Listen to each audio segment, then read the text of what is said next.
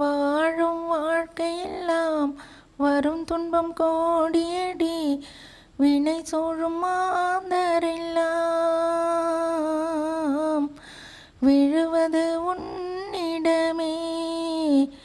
விழுமுன்னை தாங்கும் விமலனின் துணை, உன்னை போல் தாயுமில்லை, உன்னை என்று தெய்வமில்லை. ஓம் சக்தி. அன்பான நேயர்களுக்கு, எங்கள் குடும்பம் சிவனை வழிபடும் குடும்பம். இதற்காகவே வீட்டில் வில்வ மரங்களையும் பூச்செடிகளையும் பூஜைக்காகவே வளர்த்தோம். நம் வீட்டில் நம் கையால் பறித்து செய்யும் பூஜை மிகவும் பவித்திரமானது அல்லவா? துளசி மட்டும் இல்லை.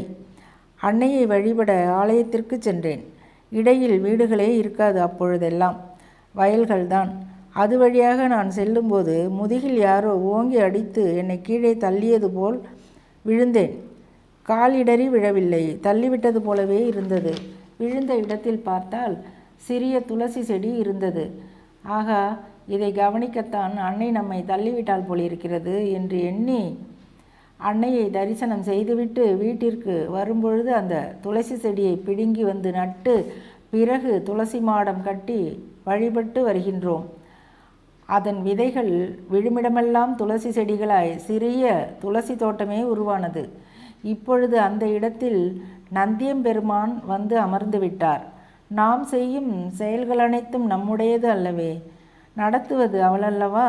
அன்பு நேயர்களே, துளசி செடியாய் நமது வாழ்விலும் மனமும் வளமும் பெருகும். அடுத்த பதிவில் சந்திப்போம். ஓம் சக்தி.